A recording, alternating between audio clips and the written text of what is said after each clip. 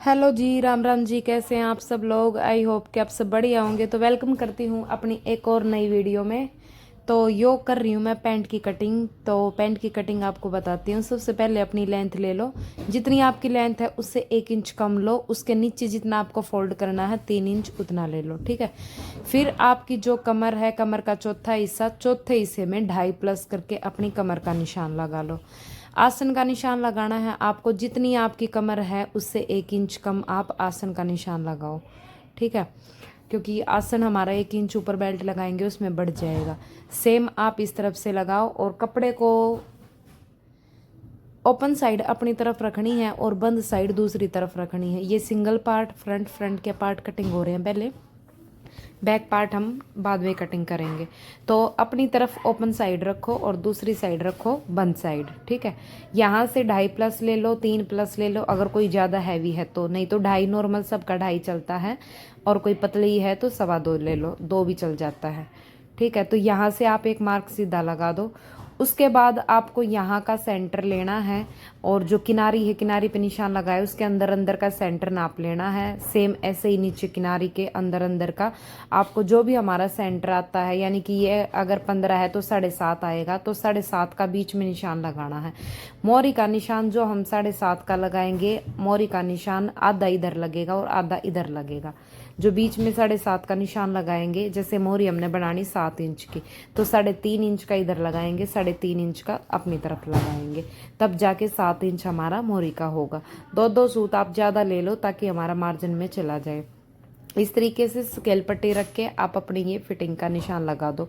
Same दूसरी side भी दोनों तरफ से लगा दो। फिर ऊपर से इसी तरफ स्केल पट्टी को आप ध्यान से देखिए किस तरफ रखी हुई है। यहाँ से फिटिंग देने के लिए आप इसको थोड़ा सा मोड़ दो स्केल पट्टी को, फिर निशान लगाओ और इसका आसन का गोलाई देते हुए आप इसकी कटिंग कर दो। तो ये पैंट की मार्किंग हो गई है। ये फ्रंट पार्ट है हमारे। पहले फ्रंट की कटिंग करते हैं। फ्रंट की कटिंग करते टाइम ध्यान रहे कि उरली तरफ का कपड़ा हम बाद में कटिंग करेंगे, पहले हम आसन की साइड का कटिंग कर लेते हैं। वो वाला कटिंग करने के बाद हम अपना बैक पार्ट बिछाएंगे। बैक पार्ट के ऊपर रख के तब जाके हम अपनी अपनी तरफ का कपड़ा कटिंग करेंगे, ठीक है। अगर आप इसको पहले कर देते हो ना तो फिर वो छोटा बड़ा कटता है जिससे कि हमारी पैंट घूमती है। तो इसको कटिंग कर लेते हैं।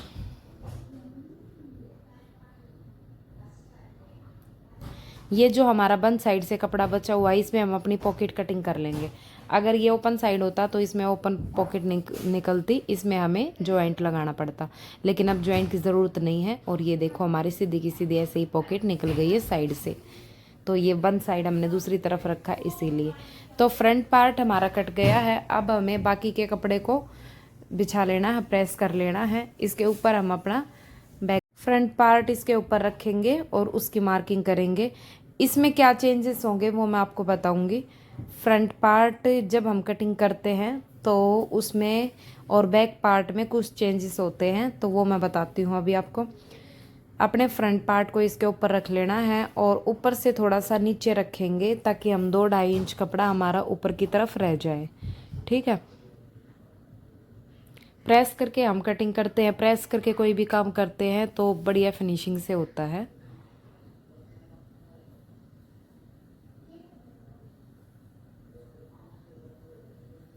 तो ये फ्रंट पार्ट मैं अब इसके ऊपर रखूंगी, आप देखते रहिए।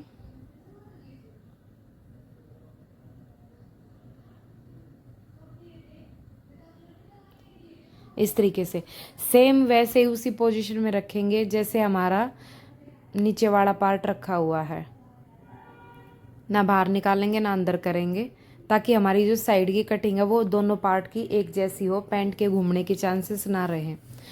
जब हम फ्रंट पार्ट का कटिंग कर लेते हैं उसको अपने ऊपर कपड़े के ऊपर बिछा लेते हैं। उसके बाद आपको 2 इंच ये आसन के बाहर से लेना है। 2.5 भी ले सकते हो अगर हैवी साइज है तो, और ज़्यादा हैवी तो 3। सेम 2.25-2 का आप नीचे तक मार्क कर दो। आपको आसन की जो ये लाइन है इसके ऊपर भी 2 इंच लेना है, ठीक है। इस लाइन को आप मिला दो। एक लाइन ये सीधी वाली मिला दो। ये वाला भी हमारा 2.5-2.5 इंच का है और जो स्केल हमारा तिरछे वाला है उससे हम अपनी ऊपर वाली मार्किंग करेंगे, ये वाली अपनी साइड से बिल्कुल किनारे से मिलाना है, लेकिन दूसरी साइड से 2.5 इंच ऊपर करना है। अब इसके हम कटिंग करेंगे। ये चेंजेस होते हैं बैक पार्ट में। तो बैक पार्ट का ये ज़्यादा कपड़ा होना ज़रूरी है, जिससे कि हमारा बैक पार्ट बैठते टाइम खींचे ना।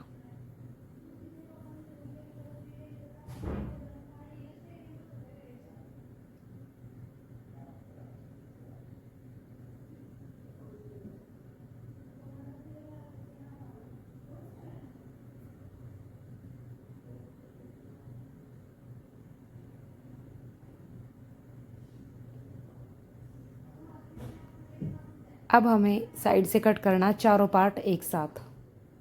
इधर से हमारे एक साथ एक जैसे कटेंगे, बाहर की तरफ से 2-2 इंच 2.5 इंच एक्स्ट्रा कटता है। तो ये पैंट की कटिंग हो गई है फिनिश। ये पॉकेट रख दिया मैंने इसमें। अब हमें 4.25 इंच तक की 2 पट्टियाँ निकाल के साथ रख लेनी है, ताकि बीच में फिर उठना ना पड़े और बाद में हमारा टाइम ख़राब ना हो, क्योंकि साथ में जब चीज़ें रहती है ना, साथ में मिल जाती हैं तो जल्दी काम होता है। तो ये भी आप साथ में कटिंग करके रख लो। ये हमारी बेल्ट के लिए और इलास्टिक के लिए पट्टी है। इसमें फ्रंट में इलास्टिक बेल्ट डलेगी, बैक में इलास्टिक डलेगी।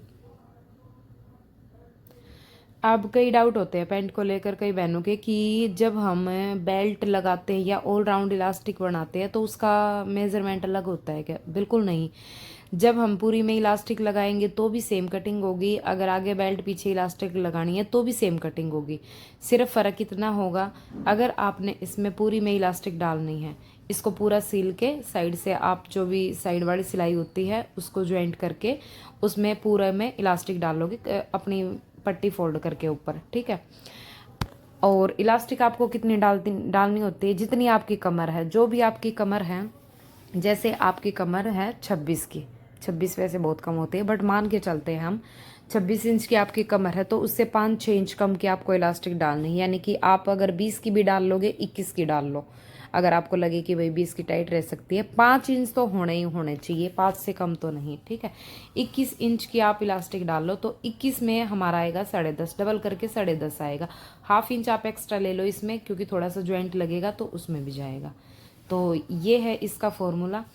अब बेल्ट वाली जो पैंट होती है उसमें फ्रंट वाला तो आसन से आसन मिला के फ्रंट वाला पार्ट कंप्लीट है। फ्रंट में पूरे में हमारे में बेल्ट लगेगी, जितना भी हमारा होगा हम आसन जोड़ने के बाद उसको मेज़र कर लेंगे जितना भी है।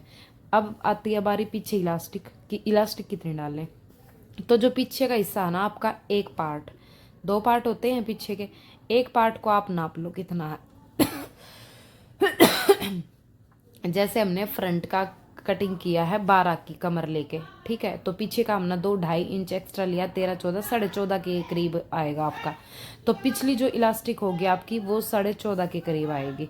हाफ इंच आप एक्स्ट्रा ले सकते हो, जो कि हमारा मार्जिन में जाएगा, तो आप 15 ले सकते हो। तो जो भी आपका पिछला पार्ट है उसका एक हिस्सा नाप लो, जो आपका एक हिस्सा आता है उसको नाप के आप इलास्टिक डाल दो, और आगे जितना कपड़ा उसमें बेल्ट डाल दो। आपका इलास्टिक वाला एरिया जो होगा वो बिल्कुल परफेक्ट आएगा। अगर आपने स्टार्टिंग से ही मेज़रमेंट के हिसाब से सही अच्छे तरीके से आपने उसकी नापा लेके जो भी आप मेज़रमेंट लेते हो और उस तरीके से आपने किया है तो बिल्कुल परफेक्ट आएगा। अगर नहीं आता है तो फिर कहीं ना कहीं आपने स्टार्टिंग में ही गड़बड़ कर दी है, ठीक है। तो इस तरीके से अगर आप काम करते हो, पैंट की सिलाई करते हो, कटिंग करते हो, तो 99% कहती हूँ कि आपकी पैंट बिल्कुल परफेक्ट बनेगी। 1% ऐसा हो सकता है कहीं ना कहीं कुछ मिस्टेक आपने कहीं पे की हो तो कुछ हो सकता है, नहीं तो इस तरीके से बनाई हुई पैंट, मैं इसी तरीके से सारी पैंटें बनाती हूँ। किसी पैंट में कोई 100-150 पैंटा मत है, एक आधी में कोई शिकायत आवा है, अगर आवा है तो वो भी जब कस्टमर ना शायद खुद की चॉइस उनकी कुछ अलग हो इंत हट के, तो नहीं तो पेंटा में कोई शिकायत नहीं आती है, ठीक है।